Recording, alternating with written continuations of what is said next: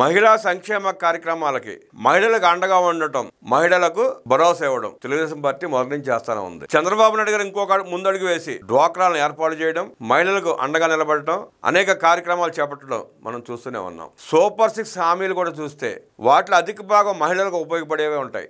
మహిళలు ఆర్థికంగా బలపడాలన్న ఉద్దేశంతోనే చంద్రబాబు నాయుడు గారు ఏ కార్యక్రమాన్ని చేపడతారు. మహిళలు ఆర్థికంగా బలంగా ఉంటే ఆ కుటుంబం బలంగా ఉంటుంది, ఆ సమాజం బలపడుతుంది, తద్వారా రాష్ట్రం బాగుంటుందనే ఉద్దేశం ఆయనకు ఉంటుంది. అందుకే మహిళలకే ఏ కార్యక్రమమైనా ఆయన పెద్దపీట వేస్తారు. మహిళలకు ఉచిత బస్సు ప్రయాణం కూడా ఆర్థిక స్వావలంబన ఏర్పడుతుందనే ఉద్దేశంతోనే చంద్రబాబు నాయుడు గారు ప్రవేశపెట్టారు. ఈ రోజే ఆ కార్యక్రమం ప్రారంభించబోతున్నారు. మహిళలంతా సంతోషంతో చంద్రన్న జై అంటూ నినాదాలు చేయబోతున్నారు.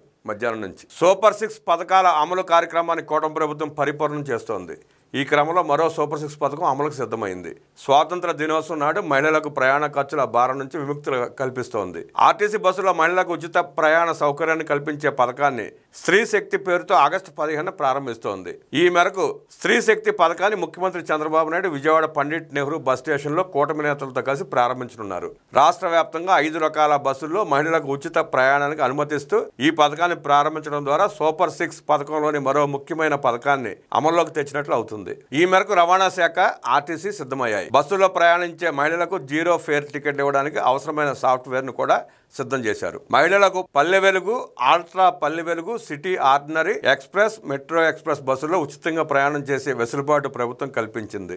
ఉచిత బస్సు ప్రయాణాన్ని రాష్ట్రంలోని సుమారు 2,62,00,000 మంది మహిళలు వినియోగించుకోవచ్చు. ఆర్టీసీ పరిధిలో మొత్తంగా 11,449 బస్సులు ఉంటే అందులో 74% బస్సుల్లో మహిళలు ఉచితంగా ప్రయాణించవచ్చు. ఈ ఉచిత ప్రయాణాన్ని ట్రాన్స్జెండర్లకు కూడా వర్తింపజేస్తూ ప్రభుత్వం నిర్ణయం తీసుకుంది. స్త్రీ శక్తి పథకం ద్వారా మహిళలకు ప్రయాణ ఖర్చులు కూడా ఆదా అవుతాయి. ప్రభుత్వ అంచనా ప్రకారం మహిళలు వివిధ బస్సుల్లో వారానికి 4 సార్లు సరాసరి ప్రయాణిస్తారు. ఇక ఉద్యోగాలు చేసే మహిళలైతే రోజువారీ ప్రయాణిస్తారు. దీని నిమిత్తం నెలకు ఒక్కో మహిళకు సుమారుగా 1000 నుంచి 3,000 రూపాయల వరకు ఖర్చు అవుతుంది. ముందుగా కేవలం సిటీ పల్లె వెలుగు, అల్ట్రా పల్లె వెలుగు బస్సుల్లో మాత్రమే స్త్రీ శక్తి పథకాన్ని అమలు చేయాలనే ప్రతిపాదనలు వచ్చినా బస్సుల్లో ప్రయాణించే ప్రతి పేద మధ్యతరగతి సామాన్య మహిళకు ప్రయాణ ఖర్చు తగ్గించాలి, దూర ప్రయాణాలకు అవకాశం ఇవ్వాలనే ఉద్దేశంతో ఎక్స్ప్రెస్, మెట్రో ఎక్స్ప్రెస్ బస్సుల్లో కూడా అమలు చేయాలని ప్రభుత్వం నిర్ణయించింది. ఈ పథకం అమలుతో సుమారుగా 1942 కోట్ల రూపాయల భారం రాష్ట్ర ప్రభుత్వంపై పడనుంది. ఈ మొత్తాన్ని ప్రభుత్వం ఆర్టీసీకి చెల్లిస్తుంది. ప్రస్తుత ఆర్థిక పరిస్థితుల్లో ఈ మొత్తం భరించడం కష్టమే అయినా మహిళలకు ఆర్థికంగా కొంత వెసులుబాటు కలిగించేలా ఉంటుందని ఈ ప్రభుత్వం ఈ పథకం అమలుకు గ్రీన్ సిగ్నల్ ఇచ్చింది. దీని ద్వారా ఎన్నికల్లో ఇచ్చిన సూపర్ 6 హామీల్లో కీలకమైన హామీని నెరవేర్చినట్లయింది. ప్రయాణికులు రాష్ట్ర వాసులు అయి ఉండాలి. Voter ID, Aadhaar, ration card, driving licence సహా ఇలాంటివి కండక్టర్లకు చూపించి ఉచిత ప్రయాణం చేయవచ్చు. నాన్ స్టాప్లు, సూపర్ లగ్జరీలు, ఏసీ బస్సులు, ఘాట్ రోడ్లలో తిరిగే సర్వీసులో ఉచిత ప్రయాణం వర్తించదు. కూటమి ప్రభుత్వం సంక్షేమ పథకాలతో ప్రజల జీవన ప్రమాణాలు పెంచేందుకు, బడుగు బలహీన వర్గాలను అభివృద్ధి చేసేందుకు వేల కోట్ల నిధులు ఖర్చు చేస్తోంది.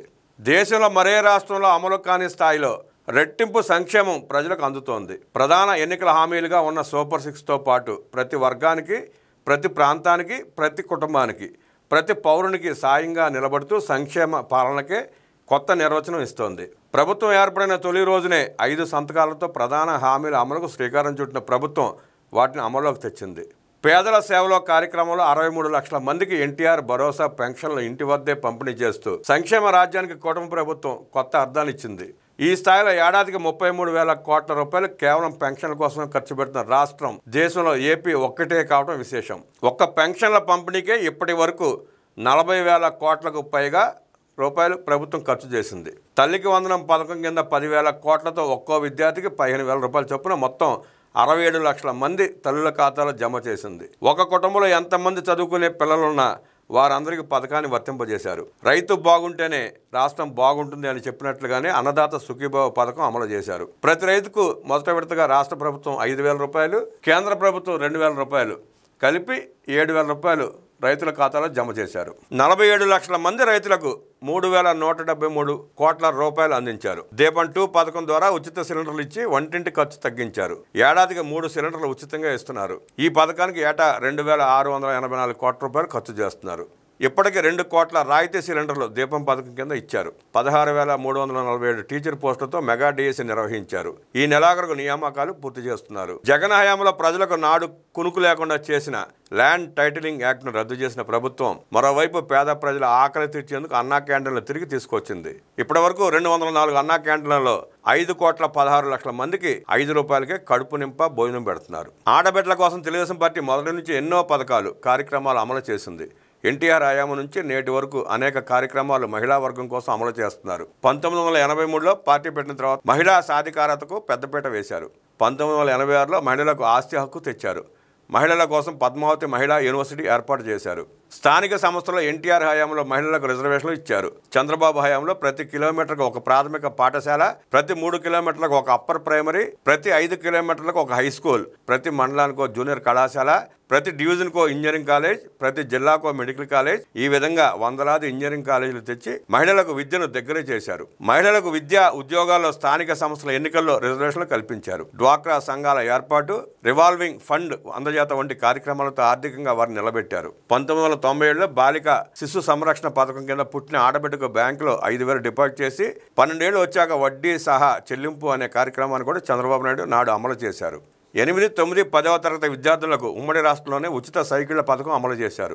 2014 తర్వాత కూడా ఆ పథకాన్ని అమలు చేశారు. తద్వారా గ్రామాల్లో ఆడబిడ్డల స్కూళ్లకు వెళ్లడానికి రవాణా సౌకర్యం కల్పించారు. 2014 తర్వాత మహిళలకు 11 రకాల ఉచిత వైద్య పరీక్షలు, ఆత్మ గౌరవం కింద మరుగుదొడ్లు మంజూరు చేశారు. అన్న అమృత హస్తం కింద గర్భిణులకు, బాలింతలకు పౌష్టికాహారం ఇచ్చే కార్యక్రమం కూడా నాడు టీడీపీ హయాంలో ప్రారంభించిందే. నవజాత శిశువులకు బేబీ కిట్లు, తల్లి బిడ్డ ఎక్స్ప్రెస్, బాలామృతం వంటి పథకాలతో తల్లులకు అండగా నిలిచారు. పెళ్లి కానుక వంటి పథకాలతో పేదింటి ఆడబిడ్డల పెళ్లికి సహాయం చేశారు చంద్రబాబు నాయుడు. అనేక సంక్షేమ కార్యక్రమాలు చేసి తెలుగుదేశం పార్టీ వచ్చిన తర్వాత రాష్ట్రంలో చేయని సంక్షేమ కార్యక్రమం అంటూ లేదు. అంతకుముందు 9 వాసం బొంగులు, 24 తాటాకులు ఇచ్చి ఇదే ఇల్లు అన్నారు. ఆ పద్ధతిని రూపుమాపి ఎన్టీఆర్ ముఖ్యమంత్రి అయిన తర్వాత పక్కా గృహ నిర్మాణం ప్రతి పేదవాడికి ఉండాలనే ఉద్దేశంతో పక్కా గృహ నిర్మాణ కార్యక్రమం చేపట్టారు. తర్వాత అనేక సంక్షేమ కార్యక్రమాలు చేపట్టారు. పేద బడుగు బలహీన వర్గాల కోసం తెలుగుదేశం పార్టీ చేపట్టిన కార్యక్రమం అంటూ లేదు. బడుగు బలహీన వర్గాల్లో రాజకీయ చైతన్యం తెచ్చిన ఏకైక పార్టీ తెలుగుదేశం పార్టీ. అంతకుముందు బాంఛన్ కాల్ముక్త స్థాయి నుంచి బాంఛన్ ఎవడు దొరెవడు నేను ఎన్నికల్లో పోటీ చేస్తున్నా అంటూ నిలబడి గెలిచి రాజ్యాధికారంలో పాలు పంచుకున్న ఎస్సీ, ఎస్టీ, బీసీ, మైనారిటీ వర్గాలు రాజకీయ నాయకులకు ఎదిగిన తీరు తెలుగుదేశం పార్టీతోనే సాధ్యమైంది. దాన్ని ఓర్చుకోలేక, జీర్ణించుకోలేక తమ సామ్రాజ్యం కుప్ప కూలిపోయిందన్న భయంతో, అక్కసుతో, కక్షతో తెలుగుదేశం పార్టీని లేనిపోని ఆపాదిస్తూ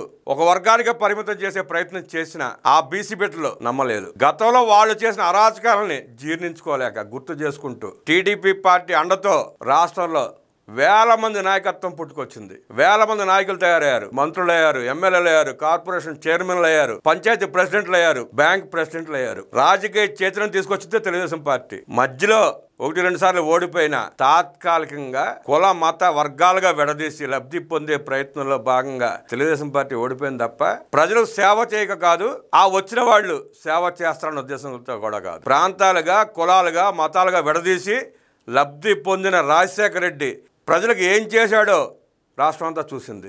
ఏ కార్యక్రమం చేపట్టినా దాని వెనక దోపిడీ తప్ప సరైన కార్యక్రమం ఒకటి అమలు చేయలే.